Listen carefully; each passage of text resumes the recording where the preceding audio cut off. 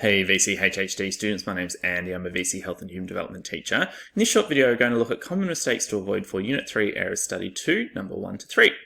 Before we dive into this video, just a reminder there's a range of different ways you can engage with the Health Resources Hub. We've got our YouTube channel, there's over 150 content videos, SAC and exam tips, and new videos are coming out each week during the school term this year. If you're on YouTube, you can subscribe with the button in the bottom corner of the video there, or you can head to YouTube and search for the Health Resources Hub.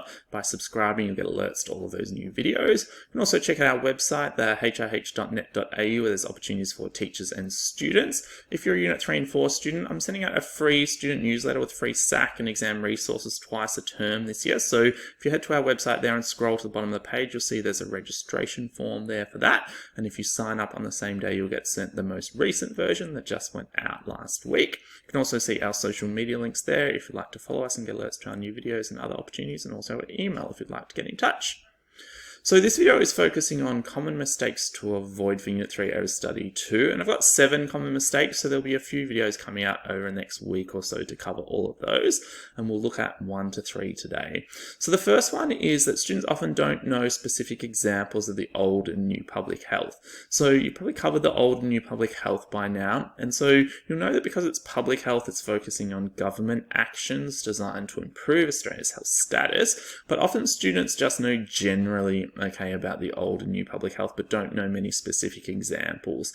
And so you can see the third point there is talking about some specific examples. The old public health include things like improved government funding for access to safe water and improved sanitation, and things like improved working conditions. So I have done a previous video on examples of policies and practice related to the old public health, so please go back and take a look at that. And then the last point there is looking at the new public health, and some examples include things like government health campaigns and projects and new laws. And once again, you can go back and take a look at our video that we've done previously on the new public health.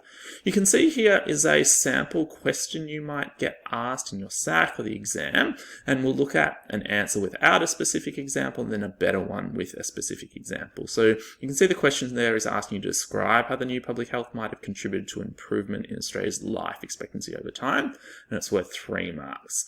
So the first sample there is just generally talking about the new public health, focusing on prevention of disease, and that could be something like obesity, and if there was an increase in people being physically active, that could help reduce death from obesity and increase Australia's life expectancy. But you can see that answer doesn't really drill down on a specific example of new public health. Whereas down the bottom, a better alternative would be to focus on the new public health, including government-funded health promotion campaigns on TV and social media that help to raise awareness of healthy behaviours.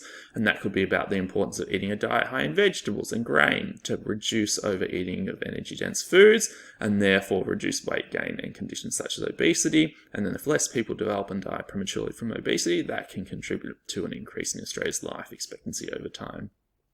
So you can see how that example was using a specific link to an example of new public health, and then you can springboard off that to link to what the particular example is relevant to in relation to what it's trying to promote, and then a health condition people are less likely to get, and then link that to an improvement in Australia's life expectancy. So you could practice, answering that question for some different examples of both new public health, but also old public health as well. So then number 2 is that students often confuse the principles of the social model of health with the Ottawa Charter priority action areas. And so there are 5 of each, which doesn't really help, students, because often that makes it easier to get them confused. And they are, somewhat similar. Some of them are very similar.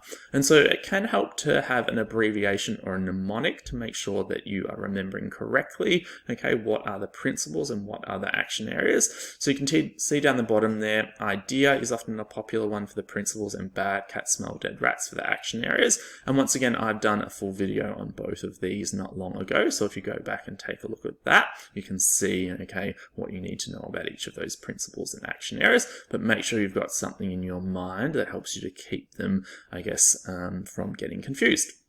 Number 3 is not understanding the safe factors in relation to the Australian healthcare system. So many students don't really understand well, sustainability, access, funding and equity, and how that's relevant to the health system in Australia, particularly in relation to Medicare, NDIS, PBS and private health insurance. And so this is an area of the course that students often perform really poorly on in SACs in the exam. So it is a really good opportunity for you to stand out if you understand, okay, each of these and how you can link them to the different parts of the health system, and then how you can link that on to promotion of health and well-being. So once again, go back and have a look at a previous video I've done in relation to these also. Okay, so they're the first 3 common mistakes to avoid. A reminder, we've got one more SAC preparation session coming up for Unit 3 Area Study 2 this Sunday on April 28th from 3 till 4:30. If you register for that at our website or at the link down the bottom of the flyer there, you'll get sent a 50-mark practice SAC to complete before Sunday, hopefully, and then I'm going to run through the answers, a mark-by-mark breakdown of the answer guide, which you'll get emailed after the session, how you should structure your answers to ensure you receive full marks to help you prepare for your SAC, and also review some common mistakes to avoid for this SAC. So hopefully you can head along and sign up to that, and if so, I'll see you on Sunday. Thanks so much.